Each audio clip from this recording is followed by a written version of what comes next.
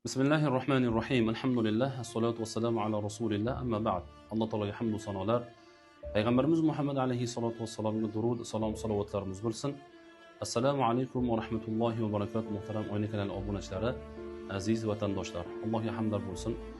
Mana kuz oylariga ham yetib keldik.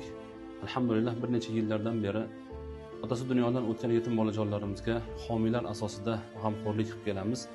Mana shu loyihalarimizning ichida jannatdan bir qasr loyihasi ham bor edi. Mana shu loyihamiz davom etmoqda. Bugun inshaallohul karim jannatdan bir qasr loyihasining 12-xonadoni Toshkent viloyati, Toshkent tumani Muhammadjon Fozilov jamoat xo'jaligida yashovchi otasi dunyodan o'tgan yetim bolajonlarimizga inshaalloh mana shu uylar hadya qilinadi. Assalomu alaykum. Xolajon, yaxshi keldinglarmi? Charchamasdan. Keyin yaxshimisiz? Charchab qolmayapsizlarmi? O'g'lingiz vafot etganida qancha bo'ldi vafot etganlariga? Noyabr 10-da. 1 yil bo'ldi. Farzandlari bor edi.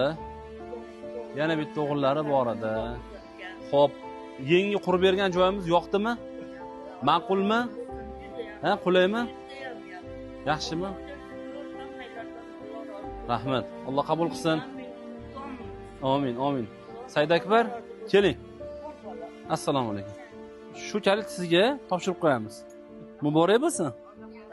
Robbimiz azza va jalla bu insonga xizmat turgan, hissa qo'shib turgan barcha birodar azizlarimizdan o'zi rozi bo'lsin. Qiyomatda manfaatlarning hujjat bo'lishini Allohdan umid qilamiz. Muhtaram birodar azizlar, bu qilinayotgan xayriyalarni to'g'ri tushunishligimiz kerak. Inson dunyo holi hayot vaqtida yashab turar ekan, hammamiz ham bir kun Alloh taologa yo'liqishligimiz bor. Mana shu yo'liqishligimizda Robbimizga qanaqa amal bilan, qanday ish bilan yo'liqmoqchimiz, mana shunga qarab qo'yishimiz kerak. Chunki insonning umri hammasiniki o'tib bormoqda. Sizniki ham, meniki ham, boshqalarniki ham. Alhamdulillah, inshaallohul karim mana shu qilingan xayriya, mana shu yaxshi ishlar, solih amallar Robbimizning oldida bizlarga bir yaxshilikka vasila bo'lsa, savoblarimiz ziyoda bo'lsa, dunyoda shundoq ham yashab o'tar ekanmiz, yaxshi amallar bilan, solih amallar bilan Robbimizga yo'liqishga niyat qilgan bo'lsak, degan yaxshi bir niyatlar bilan bu xayriyatlar amalga oshirilib turibdi. Alloh taolo bu qilgan insonlarni qabul aylasin. Bu insonga hissa qo'shgan, xizmat qilgan barcha birodar azizlarimiz, ustalarimiz bo'lsin, homiylarimiz bo'lsin.